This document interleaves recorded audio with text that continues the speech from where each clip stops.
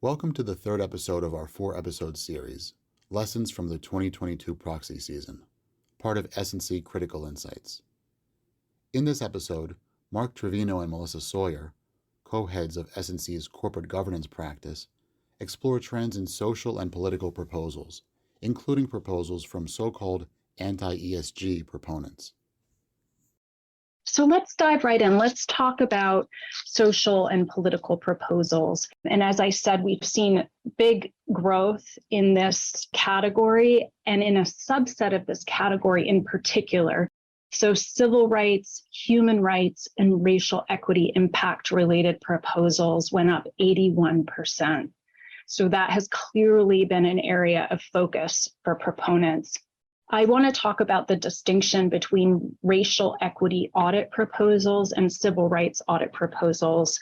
They have some things in common, but I think if you think of it as a Venn diagram, the racial equity audit proposals are sort of the small circle that sits within the much larger circle of civil rights audit proposals, which cover not just racial equity issues, but also touch on things like gender equality, pay equity, and human rights impacts. Big growth in all of these categories. And in both categories, the SEC rejected every single no action request that was submitted. So the story here is that if you get one of these proposals, you should plan to either have it voted or you're going to need to negotiate a withdrawal. But you're not going to get the SEC in all likelihood to give you no action relief to exclude the proposal from your proxy statement. We did see some relatively high rates of withdrawal on the racial equity audit proposals from companies that did agree to perform some form of the audit. But equally, many of them were voted on, and shareholder support varied across a wide range, all the way from 18% to 64%. So we saw 3 of those proposals actually pass. In the civil rights audit proposal category, we also saw some of what we call anti-ESG proposals from proponents, for example, seeking reports about topics like ideological diversity on boards. Again, we saw variability in how many of these passed. We saw 4 pass, with the highest support level being 62% for the civil rights audit proposals.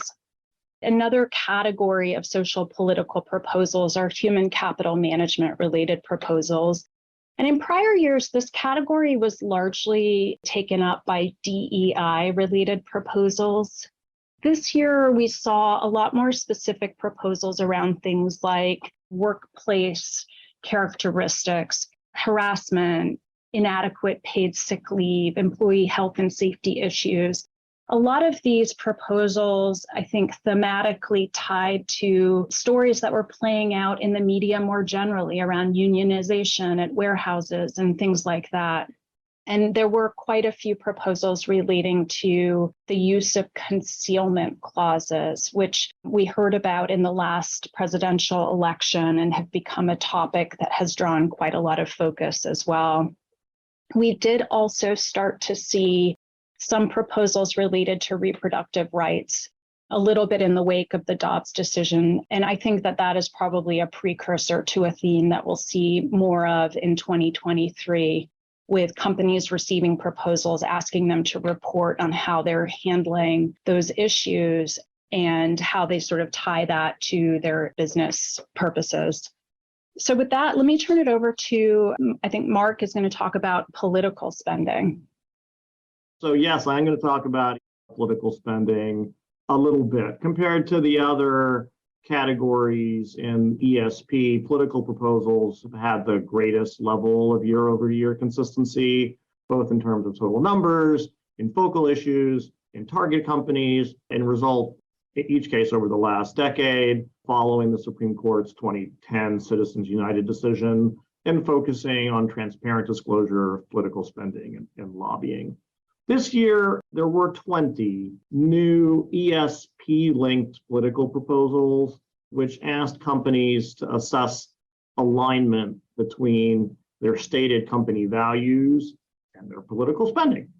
These new congruency proposals typically contrast the public company statements in support of, for example, reproductive rights or climate change with records on political contributions to candidates who might oppose these efforts. Companies settle many of these. 10 went to a vote and received relatively high support, between 30 and 50%. I think in the coming year, I would expect to see an increase in these proposals and perhaps also in their granularity or targeting. I think that proponents on both sides of the Dobbs debate are likely to make congruency proposals related to reproductive rights a focal point for this year. An exception to the general story on the success or relatively success of congruency proposals was a proposal by the National Center for Public Policy Research Advisor, which received only 10%.